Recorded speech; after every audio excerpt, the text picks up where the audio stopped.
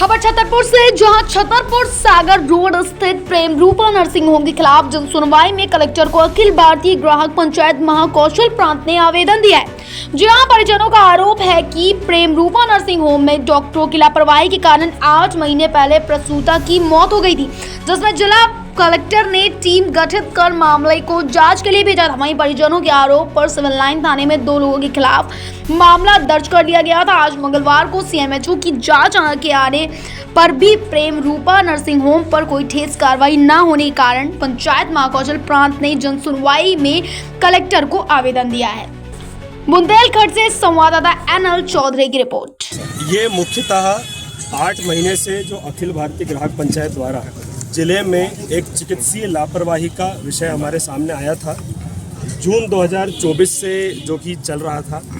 आज केवल प्रशासन के संज्ञान में लाने के लिए कि उसकी सारी जांच कमेटी अखिल भारतीय ग्राहक पंचायत द्वारा विभागों सीएमएचओ के साथ मिलकर पूरी वैधानिक प्रक्रिया से गुजरते हुए आज ये जो रिपोर्ट हमारे पास तैयार है और ये सिद्ध हो गया है कि अस्पताल अपराधी है, उसके द्वारा चिकित्सीय लापरवाही हुई है।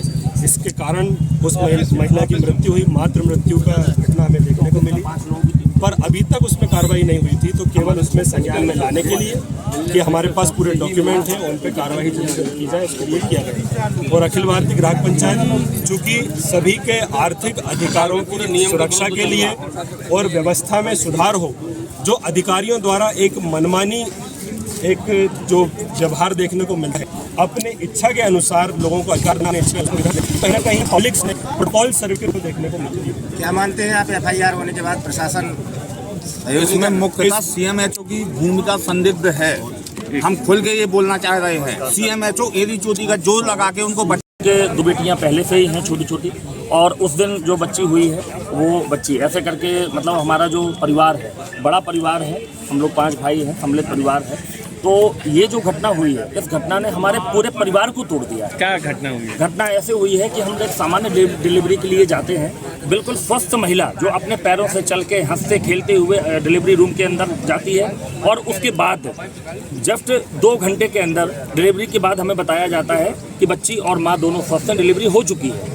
इसके बाद 10 मिनट के अंदर वो बोलते हैं कि बच्ची सीरियस है और बच्ची को सांस लेने में परेशानी है। सांस लेने में परेशानी होते हुए भी ऑक्सीजन का कोई भी इंतजाम अस्पताल प्रबंधन के पास नहीं था। जिस अस्पताल में लगभग 10 डिलीवरी पर डे होती हैं, वहाँ बच्चों के लिए ऑक्सीजन नहीं है। अगर किसी को जरूरत पड़ जाए तो उसको ऑक्सीजन नहीं मिलेगी।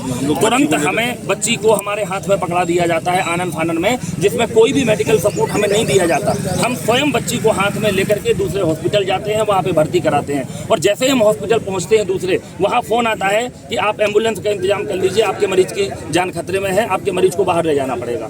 मतलब तुरंत के तुरंत वहां से वापस आते हैं, 7 मिनट में हम एम्बुलेंस को बुलाते हैं, और उसके बाद आनन फानन में बिना ब्लड चढ़ाए, जबकि ब्लड लेकर के हम हॉस्पिटल पहुंच चुके थे, उसके बाद भी उन्होंने ब्लड नहीं चढ़ाया। जिस महिला को बच्चादानी जिसकी फट जाती है या ब्लीडिंग होती है, उसके लिए ट्रीटमेंट का पहला हिस्सा है कि आप ब्लड लगाएं जिससे ब्लड की पूर्ति हो सके। वो कार्य पूरा नहीं किया गया, और उसके बाद उन्होंने उसी कंडीशन में मरीज को बाहर निकाल के एम्बुलेंस में भर दिया, जबरदस्ती करके उनको एम्बुलेंस में भर दिया और हमें झांसी के लिए रेफर कर दिया। जिसका खून बह रहा हो, जिसको ब्लीडिंग हो रही हो, उसको